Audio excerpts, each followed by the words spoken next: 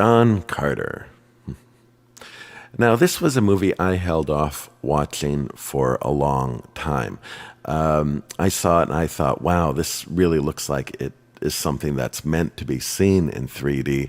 And so I avoided streaming it, hoping to get a copy of the movie at a reasonable price. It took a while to find a copy at a reasonable price. This seems to be become something people want to get their hands on. But I finally got it, and yes, it is a pleasure to see in 3D. A true adventure film, an epic thrill ride that is perfect for the stereo medium. Now, this was released at a time when Disney seemed to be struggling to put out a new blockbuster. It followed the forgotten Lone Ranger remake, and this one fared even worse financially. Much has been made of this movie's disastrous box office. There's even a book out there that describes the process of marketing a movie and how this got it all wrong. My take is, although I'd agree that it should have had a different title, I think the lackluster response is because this movie is miscast. I feel the leads have no chemistry, and for an adventure based on romance as its heart, that is a big deal. They're both fine actors, and when they're on their own, I have no issues with them, but together, I felt they just didn't work. Now, interestingly, I feel that's the same problem with Attack of the Clones. Now, which I feel has a lot in common with this movie. Now, I don't know for sure, but I'm pretty... there's too many similarities for me not to believe that Attack of the Clones has not been based on Princess of Mars, which this movie is... Why it's not called Princess of Mars, I don't know.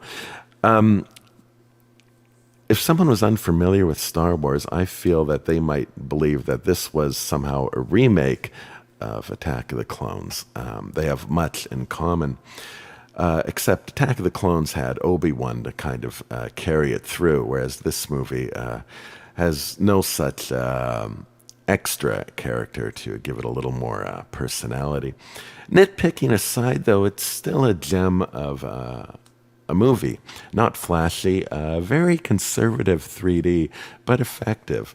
I'm coming to realize that most 3D from early 2010s is less deep than what came later, closer to 2020. I wonder if they were being cautious in these early days about overusing the then new 3D conversion process. The 3D crowd shots are nice, however, most CGI becomes a cutout if it is not close to the camera. The ships show in the sky. Often I find that's a problem. Things flying around tend to not show their space. And there's even some nice shots of when you're looking out of the spaceships. Of note in this movie is this scene involving this electronic mesh thing they walk into. It is one scene that is far richer and mysterious in 3D than if you were just to watch it flat. Stereo puts a great job of putting you inside this thing. That this scene was the result of a conversion and not rendered is impressive. Although there were a few moments where I felt the background seemed to suggest there were more layers than were actually represented in 3D. This movie does open and close on Earth with a very enjoyable subplot. So enjoyable that for me it may have diminished the main trunk of the movie, especially the first time I watched this. Watching him fight Bryan Cranston at the beginning of the movie was a lot of fun, and the cloak and dagger mystery was genuinely intriguing. The pace on Mars was a little slower and just a little less interesting. Again, as mentioned, it really relied on the chemistry, and the only real interpersonal conflict that had any deep effect on me was the father and daughter relationship of the CGI Martians, which is interesting that the CGI had more emotional impact than the lead characters.